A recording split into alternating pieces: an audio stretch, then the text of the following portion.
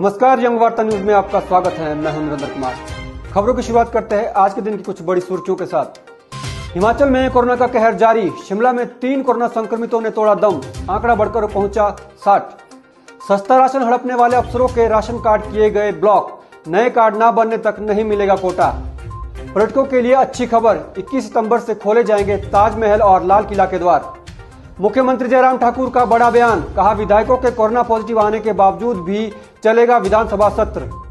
ऊना में 48 वर्षीय महिला की तेज तर्रार हथियारों से काटकर की गई हत्या, इलाके में दहशत का माहौल। नेता प्रतिपक्ष मुकेश अग्निहोत्री का सरकार पर हमला, कहा इस्तीफा दे जयराम सरकार।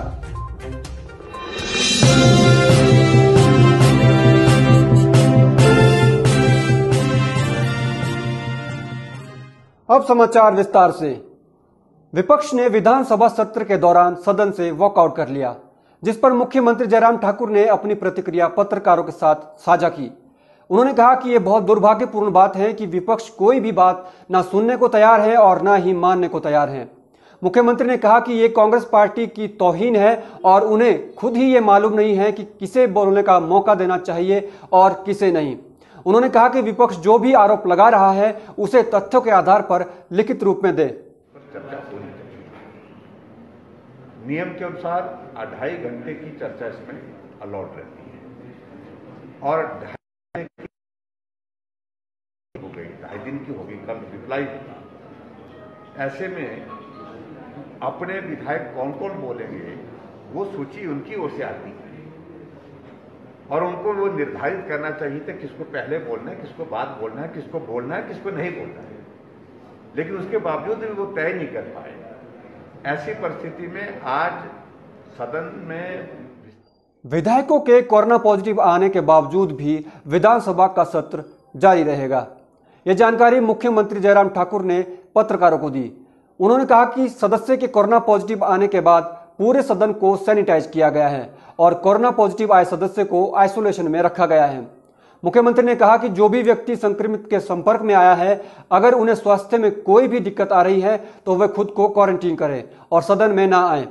मुख्यमंत्री ने कहा कि सदन की कार्रवाई चल रही है और ये कोशिश की जाएगी कि सदन कम से कम 10 दिन तक चले। जिसमें एक माननीय सदस्य हमारी पॉजिटिव आई है, उन्होंने हाउस भी अटेंड किया है। तुरंत उसके बाद जो है वो पूरे हाउस को सैनिटाइज किया गया है और सैनिटाइज करने के बाद जो है जो माननीय सदस्य हैं उनको आइसोलेट किया है, आइसोलेशन में रखा है हॉस्पिटल में और उनका स्वास्थ्य ठीक है। बात भी हुई मेरी, लेकिन एक बात को लेकर के जो हमने आज बात कही है और स्पीकर साहब ने भी उस पर। हिमाचल प्रदेश की जयराम सरकार कोविड काल में पूरी तरह से नाकाम हुई है और हिमाचल के हितों की रक्षा नहीं हुई है।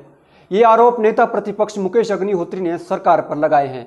विधानसभा मानसून सत्र के बीच पत्रकारों से बात करते हुए उन्होंने कहा कि प्रदेश की भाजपा सरकार ने जनता को खून के आंसू रुलाए हैं। उन्होंने कहा कि प्रदेश में बढ़ रहे भ्रष्टाचार, बेरोजगारी और महंगाई को लेकर विपक्ष ने सरकार को घेरा है। आम जनता पर जन विरोधी नीतियां थोपने को लेकर उन्होंने मुख्यमंत्री से इस्तीफे की मांग की है। चीफ मिनिस्टर, जो कोविड केयर फंड है उसका कोई हिसाब नहीं दिया जा रहा है। लोगों से लगातार जो ये लूट हुई है और आगे जनता पे खर्चा नहीं गया है और हिमाचल आने के लिए वीज़ा लग गया है और स्पेशल वीज़ा लेके जो है आप अपने प्रदेश में आ सकते हैं। तो इसलिए जो हालात 6 महीने में हुए हैं, 6 महीने में आज 55 डेथ्स हो चुकी हैं और 8,000 के आसपास जो है लोग संक्रमित हो गए हैं। ये कहते हैं हमने विकास किया है। सड़क दुर्घटना में घायल को अस्पताल पहुंचाने या दुर्घटना की जानकारी देने वाले व्यक्ति से अब पुलिस किसी भी तरह की पूछताछ नहीं करेगी। अब बिना किसी भय से लोग दुर्घटना की सूचना पुलिस या अस्पताल प्रशासन को दे सकेंगे। यहां तक कि दुर्घटना में घायल व्यक्ति की मदद करने वालों को सरकार इनाम भी देगी। क्षेत्रीय परिवहन अधिकारी सिरमौर सोना चौहान ने यह जानकारी मीडिया के साथ साझा की। उन्होंने कहा कि सड़क दुर्घटना के दौरान जो व्यक्ति मदद के अभाव में अस्पताल नहीं पहुंच पाते थे, ऐसे लोगों की अब काफी मदद मिलेगी और इससे कई जिंदगियां बचाई जा सकेगी। एक नोटिफिकेशन निकाली थी रिगार्डिंग गुड सैमरिटन। गुड सैमरिटन या फिर उसको बाई सेंडर भी कह सकते हैं। वो एक ऐसा व्यक्ति है जो कि रोड पे जो भी कोई एक्सीडेंट होता है तो उसका प्रत्यक्षदर्शी उसे कहा जाता है। तो सरकार ने तो 2015 में ये नोटिफिकेशन जारी कर दी थी, लेकिन शायद लोगों को इसके बारे में इतना ज़्यादा पता नहीं चला है। तो आप लोगों के माध्यम से थोड़ा सा मैं बताना चाहूँगी।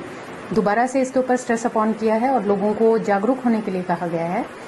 इस नोटिफिकेशन के तहत सरकार ने ये निर्णय लिया है कि जो भी व्यक्ति किसी एक्सीडेंट का अगर वो प्रत्यक्ष चंडीगढ़ मनाली हाईवे 205 पर स्वारघाट में हो रही लैंडस्लाइडिंग के चलते अब साथ लगते मकानों को भी खतरा बना हुआ है।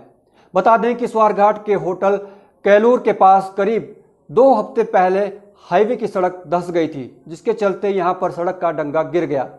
सड़क के गिरने से लोगों के खेतों में सारा मलबा चला गया और अब बरसात का पानी भी सड़क से सीधा खेतों में बह रहा है। लोगों ने लोक निर्माण विभाग से मांग की है कि क्षतिग्रस्त हुई सड़क का निर्माण दोबारा से जल्द किया जाए ताकि उनके मकान और खेत सुरक्षित रह सकें। हुआ है और विभाग अभी तक कोई ना डंगा लगा रहा है ना कोई नाली है इसमें, और सारा पानी नीचे गिर रहा है जमीन में, जिससे भारी नुकसान हो रहा है।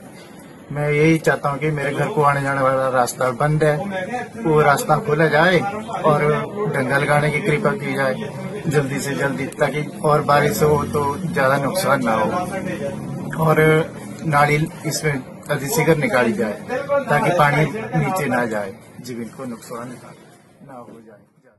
वक्त एक छोटे से ब्रेक का। ब्रेक के बाद देखिए नूरपुर अस्पताल में स्टाफ ने किया हंगामा, एसएमओ और स्टाफ के बीच बनी टकराव की स्थिति। शिमला में पुलिस के साथ भिड़े कांग्रेस कार्यकर्ता, बैरिकेड तोड़कर विधानसभा की ओर किया कूच। थुनाग में तेंदुओं के खौफ से सहमे लोग, एक साथ 14 बकरियों को बनाया शिकार।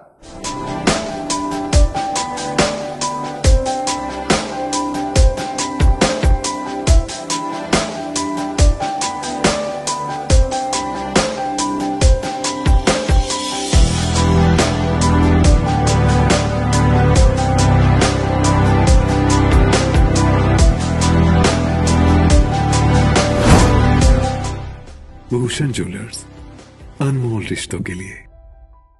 ब्रेक के बाद आपका स्वागत है। थुनाग के गांव खलाधार में इन दिनों लोग तेंदुए की दहशत से खौफ में हैं। दरअसल इस बार तेंदुए ने हमला कर एक साथ 14 बकरियों को अपना शिकार बनाया, जिससे लोगों को तेंदुए का भय सता रहा है। ग्राम पंचायत प्रधान कौल राम ने बताया कि इससे व्यक्ति का काफी नुकसान हुआ है। उन्होंने प्रशासन से भी अपील की है कि बकरी के मालिक किसान को उचित मुआवजा दिया जाए। शिमला में कांग्रेस ने सरकार के खिलाफ जमकर धरना प्रदर्शन किया। इस दौरान कांग्रेस कार्यकर्ताओं और पुलिस के बीच झड़प भी हुई। कांग्रेस कार्यकर्ताओं ने बैरिकेड तोड़कर विधानसभा की तरफ कूच किया, जिसके चलते पुलिस के साथ उनकी झड़प हो गई। इस दौरान नेता प्रतिपक्ष मुकेश अग्निहोत्री ने कहा कि प्रदेश के इतिहास में यह पहली बार हो रहा है जब विधानसभा में काम रोको प्रस्ताव चल रहा है। उन्होंने कहा कि आज कोरोना के चलते प्रदेश में हालात खस्ता हो चुके हैं और प्रदेश सरकार के द्वारा आए दिन जन विरोधी नीतियां लाई जा रही हैं। कोरोना संकट के बीच सिविल अस्पताल नूरपुर में स्टाफ और अस्पताल प्रशासन के बीच टकराव का मामला सामने आया है। इस दौरान स्टाफ ने प्रशासन के खिलाफ मोर्चा खोला और अस्पताल के अंदर जाने से मना कर दिया। दरअसल यहां पर पिछले दिन मरीज कोरोना पॉजिटिव पाए गए थे और संक्रमित परिवार वाले पूरा दिन अस्पताल में घूमते रहे, लेकिन अभी तक अस्पताल को सैनिटाइज नहीं किया गया, जिसके चलते स्टाफ ने अस्पताल के बाहर अपनी मांगों को लेकर धरना प्रदर्शन किया। और ग्लव्स की एक मिनट उनको वॉश करके सैनिटाइज करके भैया वो यूज कर रहे हैं, हम चलाना है और ना हम मास्क दे रहे हैं ना हम ग्लव्स दे रहे हैं। पूरी ड्यूटी में एक ही ग्लव्स होता है हमारे पास। क्वारंटाइन में होना है सर। क्वारंटाइन जो भी कोई भी पेशेंट जो भी बंदा क्वारंटाइन होगा पॉजिटिव कॉन्टैक्ट में आया हुआ है तो उसको एज पर MHA गाइडलाइन की ही क्वारंटाइन होगा वो पेशेंट। ठीक, तो जो भी अभी जैसे हमारी इन्फेक्शन कंट्रोल जो हॉस्पिटल की कमेटी है वो डिसाइड करेगी कि किसको। अभी भंसाली में हुए मर्डर की गुत्थी सुलझी भी नहीं थी कि ऊना जिला के एक गांव जनकौर में 48 वर्षीय महिला की हत्या का सनसनीखेज मामला सामने आया है। तेजधार हथियारों से महिला पर इतने वार किए गए हैं कि पूरा शरीर खून से लथपथ है। यहां तक कि शव को पहचानना भी मुश्किल है। इस सनसनीखेज हत्या की सूचना मिलने से क्षेत्र के लोग अब दहशत में हैं। घटना की सूचना मिलते ही पुलिस मौके पर पहुंची और शव को कब्जे में लेकर छानबीन में जुट गई है। लेकिन ये पुलिस इन्वेस्टिगेशन चल रही है। सुबह जब मैं उठा तो मुझे यहाँ से गांव वालों ने फोन किया कि जी आप जल्दी आओ, जहाँ कोई कांड हो गया। तो मैंने पुलिस वालों को फ़ोन किया। पुलिस वाले मैं पुलिस के आने पर से पहले पहुंच गया था यहाँ। मेरे आने के बाद ही पुलिस आई। उसके बाद इन्वेस्टिगेशन हो रही है। 2-3 जगह शक जा रहा है। अभी तक क्लियर नहीं कह सकते कि क्या हुआ, कैसे हुआ, क्यों। बॉलीवुड की क्वीन कहे जाने वाली कंगना रनावत अपने घर से मुंबई के लिए रवाना हुई। हालांकि आज कंगना रनावत मंडी तक ही पहुंची और उनके साथ उनकी मां और बहन भी मंडी पहुंची। जानकारी के अनुसार कंगना आज मंडी में ही रुकेगी। बता दें कि इन दिनों सोशल मीडिया में कंगना रनावत और संजय राउत एक दूसरे के खिलाफ बयानबाजी कर रहे हैं और ये बयान काफी वायरल भी हो रहे हैं, जिसमें कंगना ने संजय राउत को यह भी कहा था कि 9 तारीख को मुंबई आ रही हूं।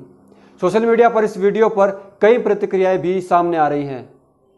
पिछले 20 वर्षों से स्वास्थ्य विभाग में नेशनल हेल्थ मिशन के तहत कार्य कर रहे करीब 1500 कर्मचारियों को नियमित किया जाए। ये मांग नेशनल हेल्थ मिशन कॉन्ट्रैक्चुअल कर्मचारी संघ के प्रदेश अध्यक्ष अरविंद शर्मा ने सरकार से की है। उन्होंने बिलासपुर में आयोजित प्रेस वार्ता में कहा कि अनुबंध कर्मचारियों ने कोरोना संकट में भी सरकार के सभी निर्देशों का पालन किया है, लेकिन सरकार के द्वारा अभी तक प्रदेश के 1500 स्वास्थ्य कर्मचारियों को नियमित करने की कोई घोषणा नहीं की है। उन्होंने कहा कि सरकार इसी सत्र में कर्मचारियों को नियमित करे, अन्यथा आंदोलन किया जाएगा। जो कि लगभग 1500 कर्मचारी पूरे प्रदेश भर में कार्यरत हैं। पिछले 15 से 20 वर्षों से स्वास्थ्य विभाग में नेशनल हेल्थ मिशन के अंतर्गत अनुबंध के ऊपर कार्य कर रहे हैं। इन कर्मचारियों के लिए प्रदेश सरकार इसी विधानसभा सत्र में रेगुलर पे स्केल प्रदान करने की घोषणा करे। ये हम सभी प्रदेश भर के नेशनल पठानकोट मंडी नेशनल मार्ग पर सेना का एक वाहन अचानक से अनियंत्रित होकर सड़क से बाहर लुढ़क गया। गनीमत यह रही कि इस हादसे में जान माल का कोई नुकसान नहीं हुआ। सामान से भरी सेना की यह गाड़ी लह जा रही थी कि अचानक से गग्गल एयरपोर्ट के पास अनियंत्रित होकर पलट गई। बताया जा रहा है कि स्टीयरिंग में आई खराबी के चलते ये हादसा हुआ है। थाना प्रभारी गग्गल और यातायात प्रभारी राजेश चड्डा ने मौके पर पहुंचकर हादसे का जायजा लिया। यंग वार्ता न्यूज में अभी के लिए बस इतना ही। देश और प्रदेश की तमाम ताजा खबरों के लिए आप देखते रहिए यंग वार्ता न्यूज। धन्यवाद।